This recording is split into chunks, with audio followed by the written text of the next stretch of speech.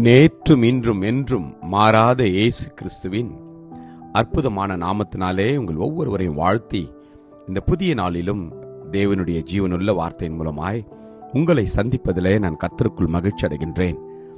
ஆதியாகமம் 22:14. ஆபிரகாம் அந்த இடத்திற்கு யெகோவா ஈரே என்று பெயரிட்டான்.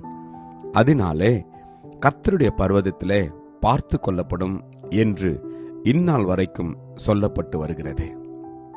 Genesis 22:14.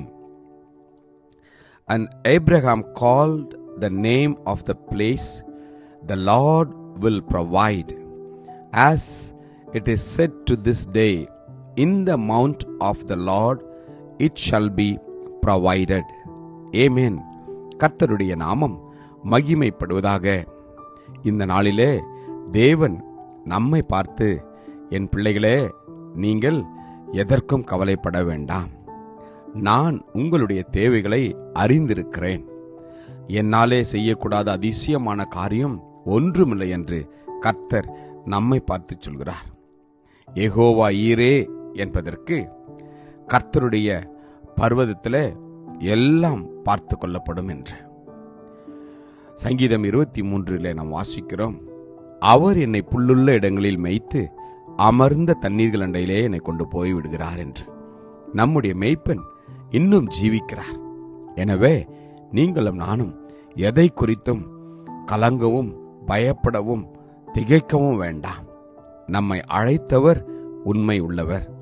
அவர் முடிவு பரியந்தமும் நம்மை நிச்சயமாய் நடத்துவார். ஒருவேளை நீங்கள் நினைக்கலாம், வருடம் முடிய போகின்றது, என் வாழ்க்கையிலே தேவன் இந்த அற்புதத்தை செய்வாரோ என்று. கர்த்தர் சொன்ன சொல்லை அவர் மாற்றுகிற தேவன் அல்ல.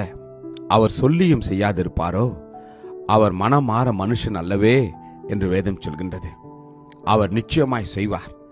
வாக்குத்தத்தத்தில் உண்மையுள்ள தேவன்.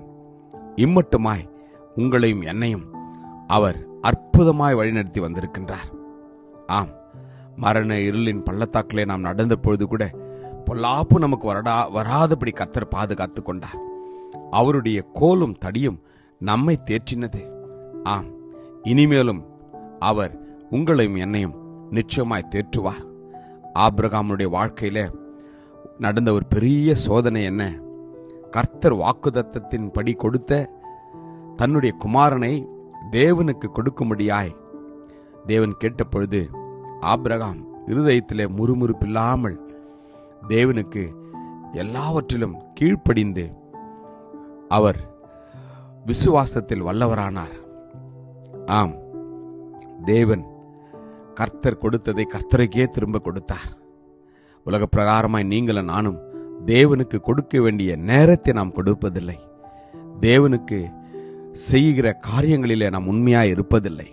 யோசித்து பாருங்கள், பல வருடங்களுக்கு பிறகு கொடுத்த மகனை கர்த்தர் பலியிடும்படியாய் கேட்கின்ற போது நம்முடைய தகப்பன் என்ன சொல்கிறார்? கர்த்தருக்கு அவர் உகந்த காணிக்கையாய் கொடுக்க செல்கிறார். தேவன் அவருடைய உண்மையை நினைத்து அவரை பார்த்து, நீ உன் புத்திரன் என்றும் உன் ஏக சுதன் என்றும் பாராமல் அவனை ஒப்பு கொடுத்து இந்த காரியத்தை செய்ததால் நான் உன்னை ஆசீர்வதிக்கவே ஆசீர்வதித்து உன் சந்ததியை வானத்து நட்சத்திரங்களைப் போலவும் கடற்கரை மணலைப் போலவும் பெருகவே பெருக பண்ணுவேன் என்றும் உன் சந்ததியார் தங்கள் சத்துருக்களின் வாசல்களை சுதந்தரித்துக் கொள்வார்கள் என்றும் நீ என் சொல்லுக்கு கீழ்ப்படிந்தபடினால் உன் சந்ததிக்குள் பூமியிலுள்ள சகல ஜாதிகளும் ஆசீர்வதிக்கப்படும் என்றும் என் பேரில் ஆணையிட்டேன் என்று கர்த்தர் சொல்லுகிறார் என்றார். ஹல்லேலூயா. இந்த நாளிலே நீங்கள் நானும் தேவனுடைய வார்த்தைக்கு கீழ்ப்படிந்து நம்முடைய வாழ்க்கையை நாம் அர்ப்பணிக்கின்ற போது கர்த்தர் நம்முடைய தேவைகளை அவர் பர்வதத்தில் பார்த்து கொள்வார். ஜெபிப்போமா? கிருபையும் இரக்கமும் நிறைந்த நல்ல தகப்பனே, நல்ல நாளுக்காக உமக்கு நன்றி அப்பா. ஆம் ஆண்டவரே, யெகோவா ஈரே, எல்லாவற்றையும் நீ பார்த்து கொள்வீர். அதற்காக உமக்கு நன்றி. இந்நாள் வரைக்கும் எங்களுடைய தேவைகள், பிள்ளைகளுடைய தேவைகள், குடும்பத்தின் தேவைகள், சபையின் தேவைகள், பெற்றோருடைய தேவைகள் எல்லாவற்றையும் செய்தீரே, உமக்கு நன்றி அப்பா. இனிமேலும் நீ அப்படியே செய்வதற்காக உமக்கு நன்றி.